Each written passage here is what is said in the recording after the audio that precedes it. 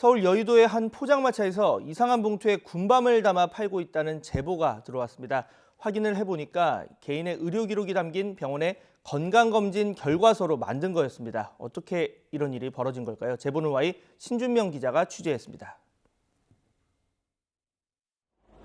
봉투에 군밤을 담는 분주한 손. 그런데 무언가 범상치 않습니다. 군밤 한 봉지를 사서 봉투를 펼쳐봤더니 황당하게도 한 비뇨기과 병원 환자의 지난 2019년 건강검진 결과서가 나옵니다. 군밤 장수에게 물었더니 이런 답이 돌아옵니다. 요거 혹시 어디서 가져오셨는지 여쭤봐도 될까요? 거시기 고물상에서 샀어. 가판대에 수북이 쌓인 봉투에는 환자 실명뿐 아니라 병원 이름, 처방된 약의 종류 등 개인정보가 고스란히 들어있습니다. 심지어 에이즈 같은 성병에 대한 검사 결과까지 적혀 있습니다. 의료 정보가 담긴 문서는 개인정보보호법에 따라 민감정보로 분류됩니다. 5년 동안 의료기관에서 의무적으로 보관한 뒤 폐기해야 하고 위반하면 처벌받습니다.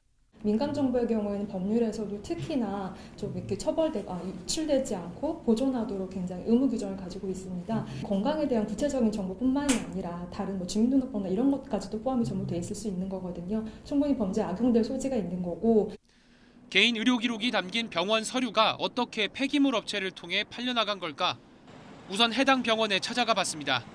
건강검진 결과서를 전자문서화한 뒤 종이를 폐기하는 과정에서 직원 실수로 재활용 쓰레기로 버렸다며 잘못을 인정했습니다. 이런 상황이 벌어진 거에 대해서 굉장히 송구하게 생각을 하고 있고요. 최선을 다해서 재발 방지를 할 그런 예정입니다. 가장 큰 책임은 병원에 있지만 확인해보니 의료 기록물을 폐기하는 과정에도 구멍이 뚫려 있었습니다. 개인정보보호법에 따라 개인정보가 담긴 서류는 완전히 파쇄하는 게 원칙입니다. 폐기물 업체 등 외부 업체에 맡겨서 파기할 수도 있는데 이런 경우 위탁자는 제대로 폐기됐는지 관리 감독해야 한다고 돼 있습니다.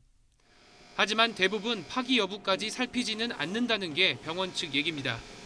용지 있는 채로 그냥 이렇게 고열 압착하는 방식으로 한다고 비용을 갖다가 아끼기 위해서라든지 그렇게 했는지 아니면은 병원 측에서 실수로 이렇게 유출됐는지 그건 저는 알 수가 없죠. 폐기물 업체는 어떻게 처리하고 있을까?